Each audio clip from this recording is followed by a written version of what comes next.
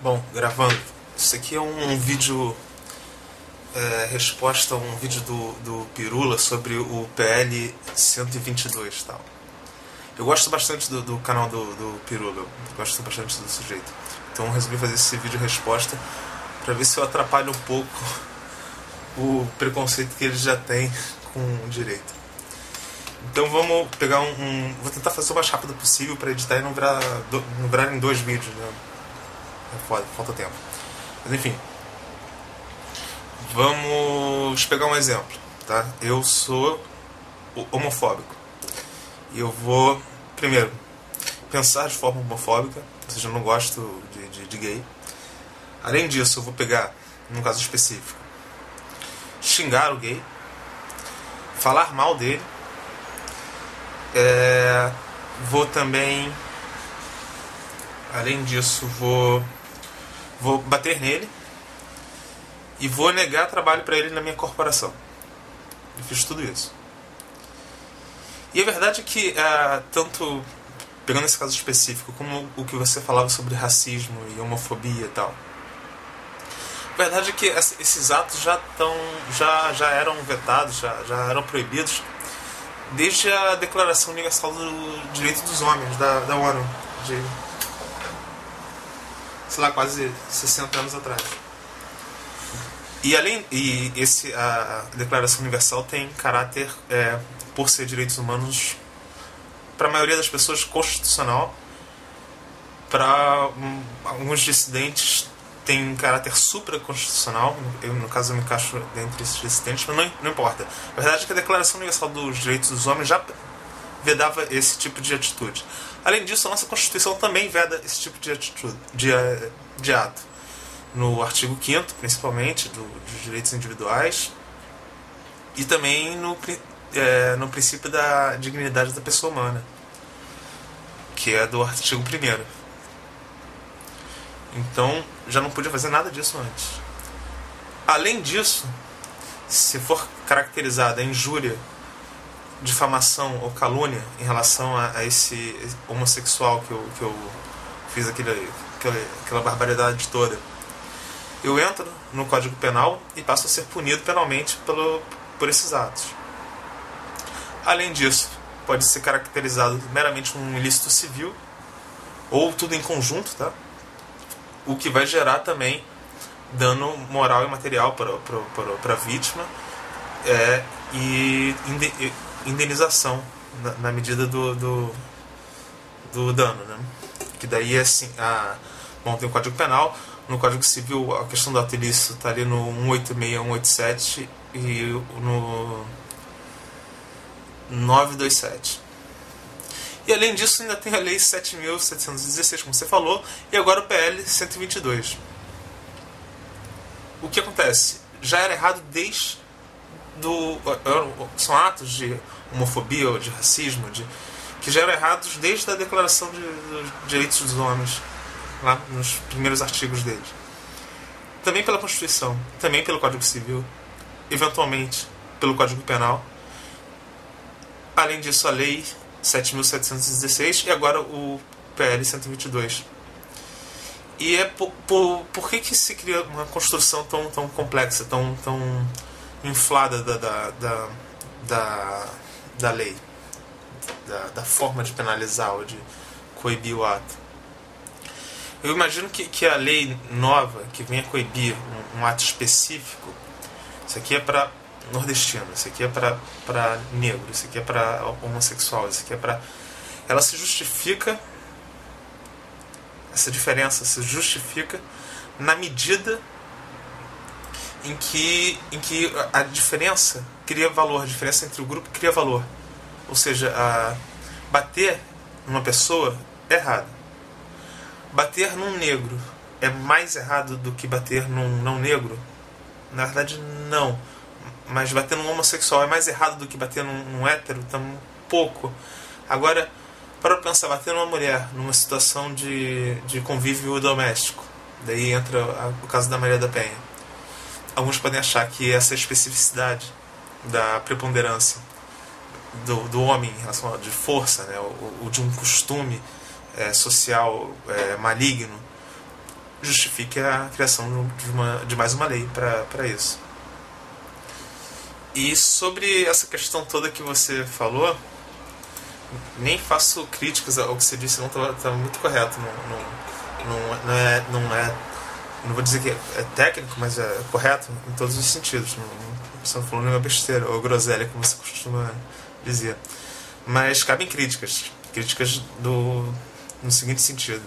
Cabe falar do Zaffaroni, que é um grande jurista, e que ele fala, não lembro se é no livro da Tentativa, agora eu não vou lembrar nunca, mas ele fala o seguinte, que o direito penal e as leis estão tão infladas, estão controlando tanto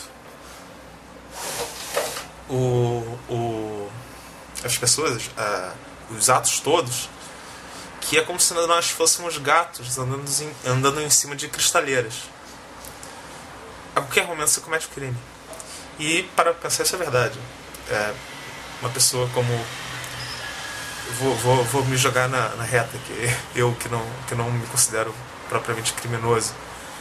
Mas é verdade que eu cometo crimes contra a propriedade intelectual o tempo todo, na internet. Não cometo crimes contra a honra de outras pessoas quando eventualmente eu falo mal delas.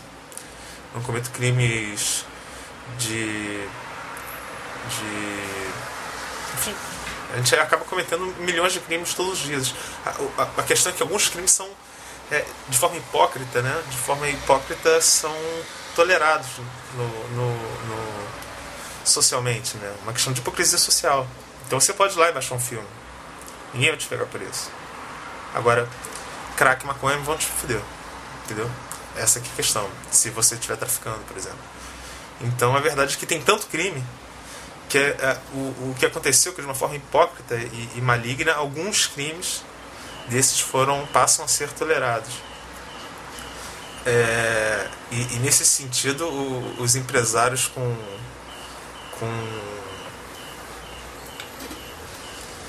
sonegação fiscal, pelo amor de Deus, né? É a coisa mais tolerada do mundo.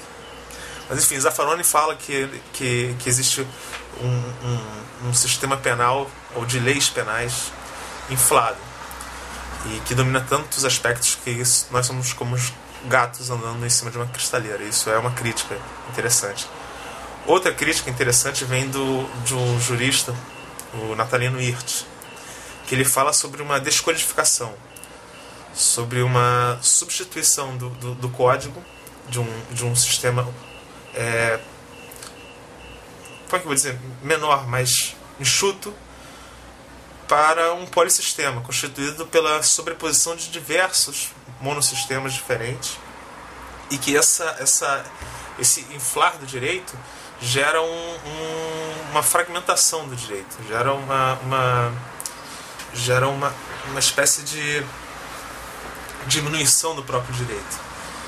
Então é importante pensar essa questão de criar mais leis para casos mais específicos. Se não for essa especificidade justificável, é uma questão de fragmentação do direito. Cria isolamento de leis. Deixa eu ver se tinha alguma coisa mais para falar. E sobre a questão é importante ter uma lei específica para isso ou não é? Vamos pensar dois casos que me ocorrem aqui. O da Maria da Penha. Para mim o caso é sim, porque não é só falar que o homem ele é mais forte do que a mulher, porque eventualmente em outras agressões o outro homem também vai ser mais forte do que, ou então vai ter uso de arma, enfim.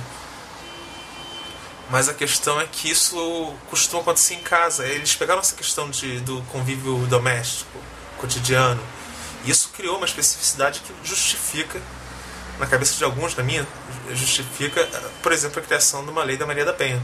Já era certo bater em alguém? Não, sempre foi errado bater em qualquer pessoa que fosse. Daí, no caso da mulher, tal, naquelas condições, aplica-se a Maria da Penha. Outro caso, por exemplo, que é emblemático disso. Antigamente, o estupro ele era diferente do atentado violento ao pudor. O estupro só poderia, antigamente, né? Só poderia ser cometido contra a mulher e só poderia ser cometido com o uso no caso, criminoso tinha que ser homem, tinha que usar o pênis, a vítima tinha que ser mulher e tinha que ser na vagina. Era uma coisa assim, bem complicada. E esse era um crime específico. Por que tinha essa especificidade? Porque era caso de podia engravidar, porque daí não, eles chegaram à conclusão que não fazia sentido ter essa diferença. E daí uniram o estupro, então daí com um atentado violento ao pudor, né? Então o homem agora também pode ser vítima de estupro, não precisa necessariamente ser pênis e vagina, pode ser qualquer outra porcaria, e assim vai, de acordo com as especificidades, sempre tomando cuidado com aquelas críticas do Zaffaroni e do Natalino Hirt, de que a gente está criando uma espécie de a gente está inflando o controle além e fragmentando ele, descodificando, na palavra melhor do Natalino Hirt. E essas são as duas críticas que eu faço, por exemplo. Não são exatamente opiniões minhas, mas são as comuns de você encontrar, de repente você vai ver na internet, sobre essa questão da Lei 7.716 e do PL 122. Alguma coisa que eu queria falar mais para você? Você estava perguntando, com esse monte de lei, né, com declaração de direito dos homens, Constituição, Código Civil, Código Penal, Lei 7.000 quebrados, mais o PL 122, qual que vai aplicar? Qual que é qual que ganha preponderância em cima das demais? A questão da preponderância da lei é sempre quando existe conflito, né? Não cabe você falar em preponderância quando as duas leis dizem, ou duas normas, né? Ou um princípio e uma norma, enfim, dizem a mesma coisa. Porque, por exemplo, uma lei vai dizer bater é errado, e outra vai dizer bater em tal condição dá 3 anos a 6 anos. Tá? Bater, tal, ela vai, enquanto elas estiverem coerentes, não precisa fazer nenhuma juízo de preponderância. Afasta essa ou fica com essa. Né? Quando, no entanto, estão em conflito, classicamente, o método usado era o seguinte: da hierarquia, da anterioridade e da especificidade. Já expliquei isso. Hierarquia. A lei em maior hierarquia desclassifica ou afasta a de menor. Por exemplo, a Constituição joga fora um decreto quando há conflito. Eu falei anterioridade. A lei mais nova, a mais recente, desclassifica ou afasta a anterior, né? Por óbvio. E de especificidade também é óbvio. Se tiver uma lei que fale sobre condomínio e eu tiver um problema condominial, ou, por exemplo, sobre relações de consumo, e eu tiver numa relação de consumo, o CDC vai ser aplicado, o Código de Defesa do Consumidor vai ser aplicado em preponderância ao Código Civil, independente do tempo. Então eram esses os 3 princípios clássicos de conflito de normas: hierarquia, anterioridade e especificidade. Hoje isso já cai por terra. Eu mesmo já entendo que isso cai por terra, porque e a maior parte das pessoas entende que isso cai por terra. O que existe, mas aí tem que procurar papo para outro filme, para outra explicação. É um diálogo de fontes. É você utilizar todas as fontes e ponderar a partir delas, sem um absoluto. Assim, a Constituição vai sempre prevalecer por causa disso. O que existe é um diálogo. Você considerar todas as fontes e, a partir daí, escolher o que é aplicável, o que faz sentido. Mas é uma análise subjetiva, própria do aplicador do direito. Mas exatamente do juiz, isso vai, enfim. Deixa eu lembrar se tinha mais alguma coisa para te falar.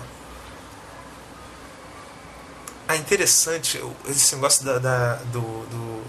dos métodos antigos de conflito de norma, que eram hierarquia, anterioridade e especificidade, é que é o seguinte: é muito comum você ver em caso real a pessoa fazendo... Olha o absurdo que acontece. Por exemplo, nesse PL 22, vamos dizer que entra ali algo... Bom, não pode bater em homossexual, vamos lá, tá? E existe o princípio da irretroatividade da norma, ou seja, a partir do momento que você cria uma norma, ela vale dali para frente, não para trás. Isso é muito comum em petição de advogado, especialmente em plano de saúde, banco, essas coisas, dizendo o seguinte: olha só, vou mudar o exemplo porque eu nem cheguei a ler o PL 122. Sei lá, o Estatuto do Idoso entrou em vigor em tal data. E só então previu que não se pode discriminar o idoso em plano de saúde por causa da idade. Ou seja, como entrou em 2010, vamos supor, então antes disso eu posso. Então antes disso, em 2008 eu posso pegar a mensalidade do sujeito, que era do plano de saúde, né, que era 400, e passar para 1.500 ou 900. Porque a lei veio depois. O que é uma idiotice. Porque já não podia fazer isso antes. Por que não podia fazer isso antes? Porque já tinha o CDC ativo antes, já tinha a Constituição e a dignidade da pessoa humana antes, já tinha a importância que a Constituição dá como direito fundamental à saúde antes. Então não é porque chegou uma lei agora que só a partir de então passa a ser aquele direito específico que possa ser exercido, porque ele já parte de um diálogo da fonte. Ele já parte de ele vem explicar melhor, ele vem tornar mais específico um ordenamento que já protegia o homossexual, já protegia as pessoas de racismo, de preconceitos e etc. Então, não é criando uma lei agora, que isso é típico de advogado, falar sobre a irretroatividade da norma, né? Mas então é isso, o conflito da norma, quando conflitante, se faz através do diálogo das fontes. Mas isso são teorias que você vai ter que dar uma olhada lá. E do Natalino Hirst vale a pena ver também, e o Zaffaroni vale a pena ver também. Eu espero não ter complicado muito e não ter deixado esse filme tão longo. E esclarecido uma coisa ou outra aí. Boa noite.